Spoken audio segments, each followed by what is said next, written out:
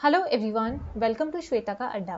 तो हमने स्टार्ट किया था क्लास 9 साइंस का second chapter which is matter around us pure.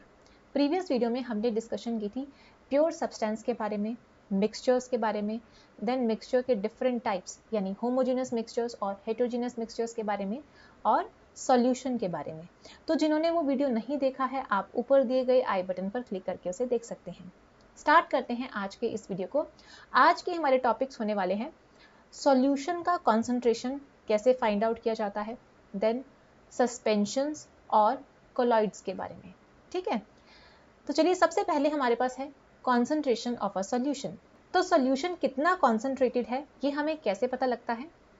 उस सॉल्यूशन के अंदर कितना अमाउंट ऑफ सॉल्यूट प्रेजेंट है ना।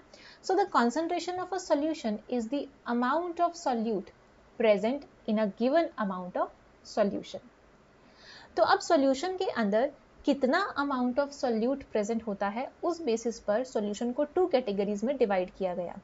एक है सैचुरेटेड सॉल्यूशन और दूसरा है हमारा अनसैचुरेटेड सॉल्यूशन। तो सबसे पहले हमारे पास है सैचुरेटेड सॉल्यूशन।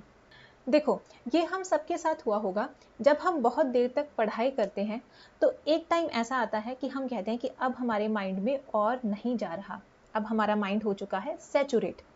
तो बस वही चीज यहाँ पर भी है। A solution that has dissolved as much solute as it is capable of dissolving। एक ऐसा सॉल्यूशन जिसने अपने अंदर उतना अमाउंट ऑफ सॉल्यूट डिसॉल्व कर लिया है जितना कि वो कैपेबल है डिसॉल्व करने में, तो उस सॉल्यूशन को हम कहते हैं सैचुरेटेड सॉल्यूशन।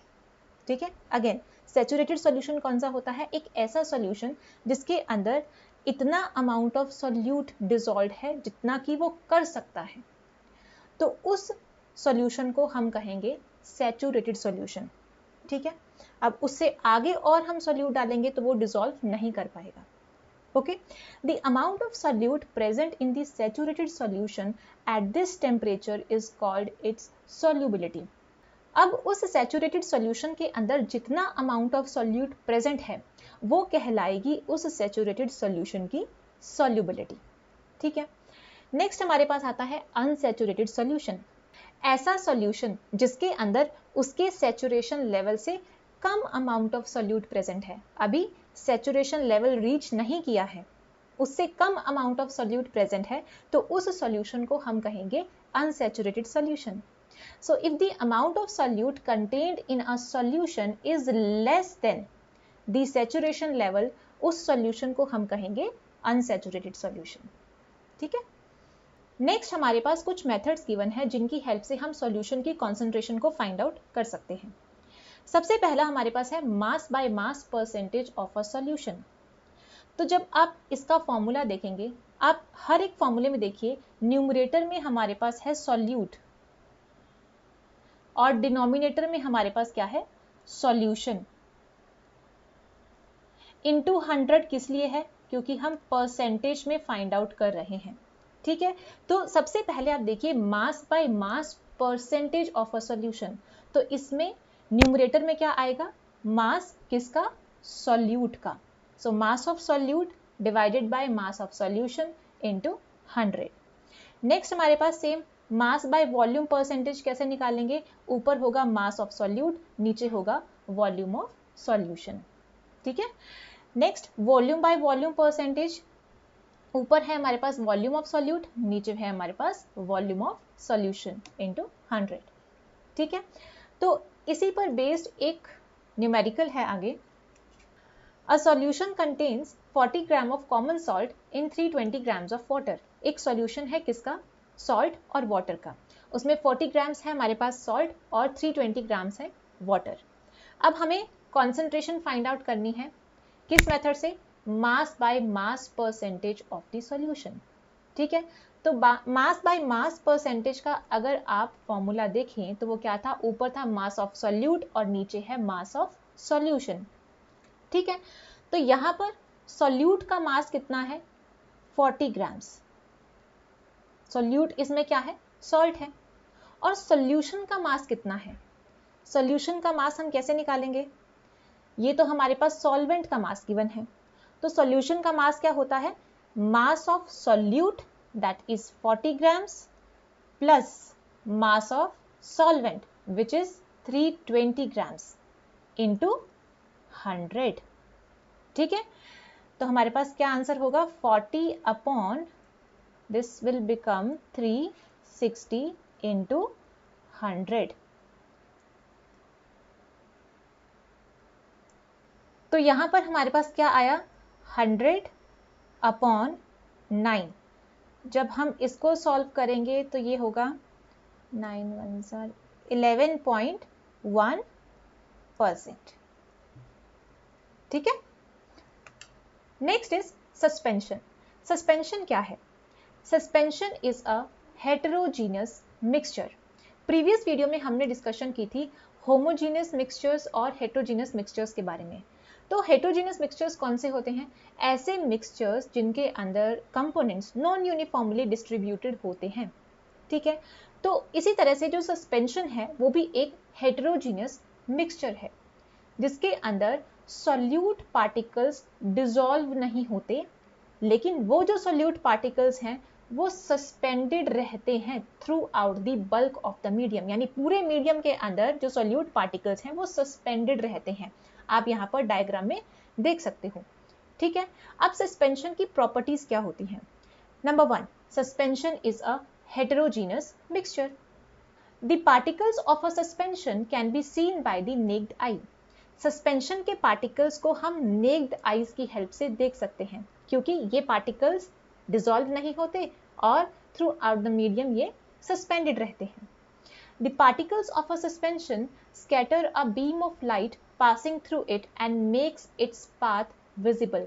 Suspension के particles इतने बड़े होते हैं कि वो लाइट की बीम को स्कैटर कर सकते हैं और अगर वो लाइट की बीम को स्कैटर करेंगे तो लाइट का जो पाथ है वो हमें विजिबल होगा. ठीक है, The solute particles settle down when a suspension is left undisturbed. जब हम सस्पेंशन को undisturbed एक साइड में रख देंगे तो जो solute के particles हैं वो नीचे बैठ जाएंगे. ठीक है, बॉटम पर, and that is a suspension is unstable. इसीलिए कहा जाता है कि जो सस्पेंशन है वो क्या है, अनस्टेबल, क्योंकि जब हम उसे एक साइड पर रख देते हैं तो उसके अंदर जो सॉल्यूट पार्टिकल्स हैं वो नीचे सेटल डाउन हो जाते हैं. They can be separated from the mixture by the process of filtration. Suspension के पार्टिकल्स इतने बड़े होते हैं कि हम उन्हें फिल्ट्रेशन के प्रोसेस के थ्रू मिक्सचर से सेपरेट कर सकते हैं. ठीक है, when the particles settle down the suspension breaks and it does not scatter light anymore. तो जब सस्पेंशन के अंदर जो सॉल्यूट पार्टिकल्स हैं वो नीचे बैठ जाते हैं तो क्या होगा, अब सॉल्यूट पार्टिकल्स जो हैं वो मीडियम के अंदर सस्पेंडेड नहीं है, वो सारे नीचे बैठ चुके हैं. तो अब क्या होगा, लाइट भी स्कैटर नहीं होगी और जो सस्पेंशन है वो ब्रेक कर जाएगा. ठीक है, नेक्स्ट हमारे पास आता है कोलॉइडल सॉल्यूशन. तो कोलॉइडल सॉल्यूशन क्या है, अ colloid is a solution which has particles larger than those of true solution and smaller than those of suspension. तो कोलॉइड के जो पार्टिकल्स होते हैं उनका साइज ट्रू सॉल्यूशन के पार्टिकल्स और सस्पेंशन के पार्टिकल्स के बीच में लाई करता है. ठीक है, तो कोलॉइड की प्रॉपर्टीज क्या है, कोलॉइड भी एक हेटेरोजीनस मिक्सचर है. The size of particles of a colloid is too small to be individually seen by the naked eyes. तो कोलॉइड के जो पार्टिकल्स हैं उनका साइज इतना छोटा होता है कि हम उन्हें नेक्ड आईज की हेल्प से नहीं देख पाते. ठीक है, colloids are big enough to scatter a beam of light passing through it and makes its path visible. colloid के जो particles होते हैं वो इतने तो बड़े होते हैं कि वो light beam को scatter कर सकते हैं जिसकी वजह से हमें light का जो path है वो visible होता है. They do not settle down when left undisturbed, that is a colloid is quite stable. colloid के जो particles होते हैं अगर हम colloidal solution को एक साइड में undisturbed रख दें तो वो जो कोलॉइड के पार्टिकल्स हैं वो नीचे सेटल डाउन नहीं होते जिसकी वजह से हम कहते हैं कि कोलॉइड स्टेबल होता है. ठीक है, they can not be separated from the mixture by the process of filtration. देखो, कोलॉइडल सॉल्यूशन के जो पार्टिकल्स हैं वो इतने छोटे होते हैं कि हम उन्हें फिल्ट्रेशन के प्रोसेस के थ्रू अलग नहीं कर सकते. ठीक है। But a special technique of separation known as centrifugation can be used to separate the colloidal particles. एक अलग टेक्निक यूज की जाती है कोलॉइडल पार्टिकल्स को सेपरेट करने के लिए, और वो क्या है? सेंट्रीफ्यूगेशन। अगर हम एग्जाम्पल लें, कोलॉइडल सॉल्यूशन की एग्जाम्पल होगी मिल्क, और हमने पीछे पढ़ा सस्पेंशन, उसकी एग्जाम्पल क्या हो सकती है? अगर हम पानी के अंदर सैंड को मिक्स कर दें तो वो क्या बन जाएगा? सस्पेंशन। ठीक है। कोलॉइडल सॉल्यूशन के कंपोनेंट्स कौन कौन से होते हैं? Number 1, dispersed phase. Dispersed phase कौन सा होता है? द सॉल्यूट लाइक कंपोनेंट या फिर dispersed particles in a colloid. Colloid के अंदर जो डिस्पर्स्ड पार्टिकल्स होते हैं उन्हें हम कहते हैं डिस्पर्स्ड फेज। ठीक है। और सेकंड हमारे पास है डिस्पर्शन मीडियम। डिस्पर्शन मीडियम एक ऐसा कंपोनेंट होता है जिसके अंदर डिस्पर्स फेज सस्पेंडेड होता है। ठीक है। हमने कोलॉइडल सॉल्यूशन की एग्जांपल ली मिल्क। मिल्क के अंदर डिस्पर्स्ड फेज कौन सा है? फैट। और डिस्पर्शन मीडियम वाटर। ठीक है। So that's all in today's video. मिलते हैं नेक्स्ट वीडियो में नए टॉपिक्स के साथ। Till then stay happy and please don't forget to subscribe my channel.